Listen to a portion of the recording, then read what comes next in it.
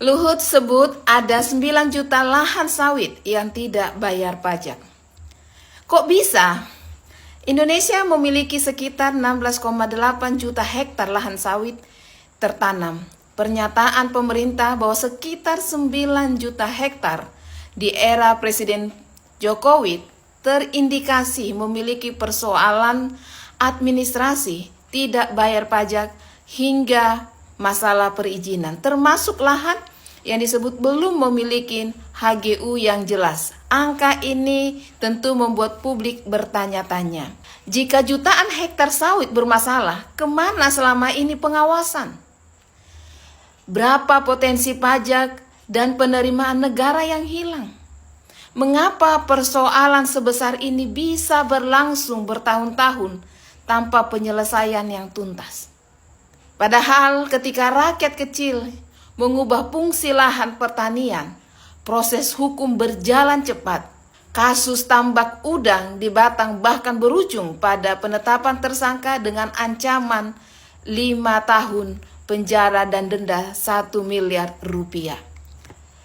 Tentu pelanggaran hukum tidak bisa dibenarkan.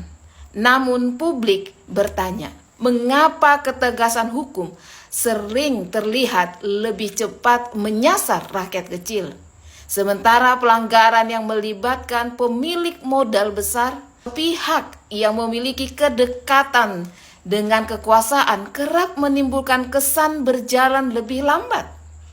Rakyat tidak anti investasi, tetapi rakyat ingin aturan berlaku sama untuk semua orang. Karena kalau pedagang kecil ditertibkan, perusahaan besar juga harus ditertibkan. Kalau rakyat wajib pajak, korporasi besar pun harus memenuhi kewajiban yang sama. Gimana menurut rekan-rekan? Hei antek-antek asing, BGN dikorupsi, MBG gagal, IKN mangkrak, rupiah lemah sawat, dolar naik pesat, sembako mahal, PHK meluas, hutan dibabat, BUMN bangkrut, hutang makin menumpuk, rakyat makin tertindas.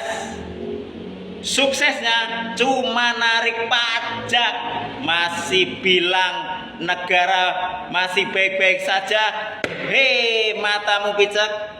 Nih, kalian dengarin ya, janji Pak Prabowo sebelum jadi presiden, dan sampai sekarang janji itu belum dia tepati.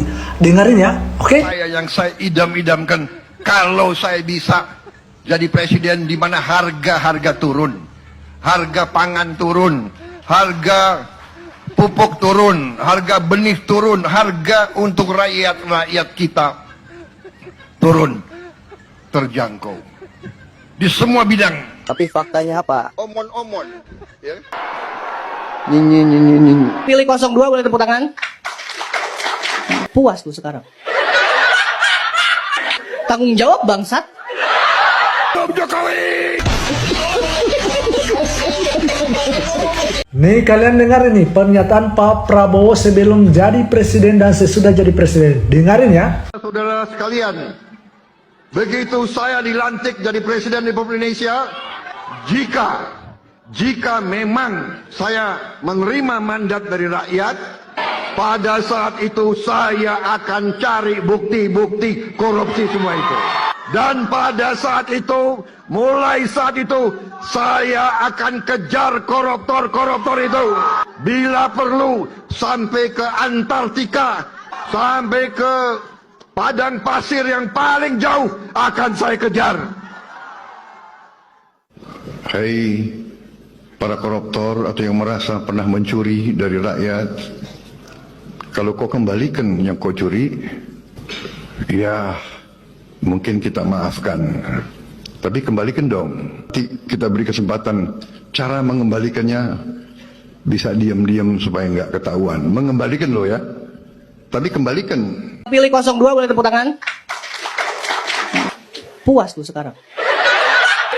Tanggung jawab bangsat. Sebagai warga negara Indonesia, kita itu saling mengingatkan, maupun itu pejabat, kepala pemerintahan, rakyat. kita itu saling bersatu dan saling mengingatkan mana yang terbaik. Program MBG itu ibarat bom waktu. Kenapa saya sebut bom waktu? Program ini nama besarnya sudah tercoreng dengan kasus korupsi yang menyeret Kepala BGN Dadan dan kedua wakilnya. Program ini anggarannya besar sekali, triliunan, dengan tata kelolanya yang amburadul dan longgarnya pengawasan. Kalau masih ngeyel program MBG itu dilanjutkan, bom waktu itu terus berjalan. Saran rakyat, program ini di stop dan alihkan ke program yang lain yang bisa menghemat anggaran APBN negara, yang bisa menurunkan pajak, sembako murah.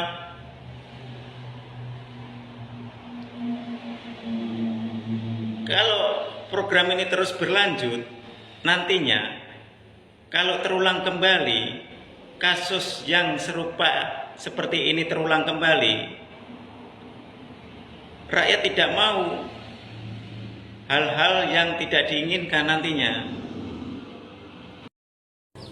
Belum usai polemik kasus korupsi yang mencoreng nama besar program MBG, udah ditimbrung lagi nih dengan kenaikan harga BBM non subsidi pertama dari harga 12.300 ke 16.250 rupiah.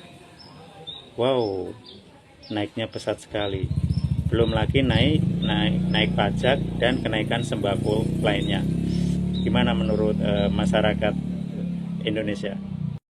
Kalian setuju tidak kalau program MBG itu penyalurannya diganti berupa uang?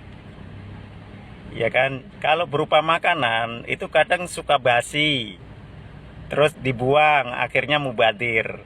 Kalau berupa uang itu semua menikmatin, orang tua juga menikmatin, anak juga menikmatin. Jadi pemerintah itu jangan berburuk sangka dulu, jangan suuzon dulu sama rakyat, sama masyarakat.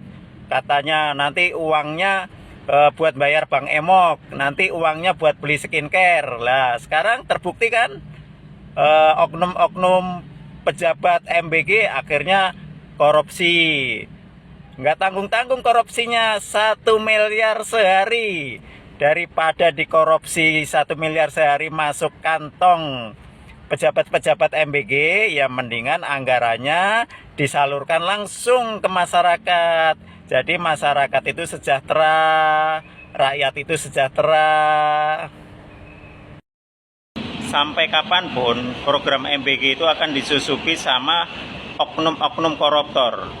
Pemerintah itu tujuannya mesejahterakan rakyat atau memberi ladang bagi oknum-oknum koruptor.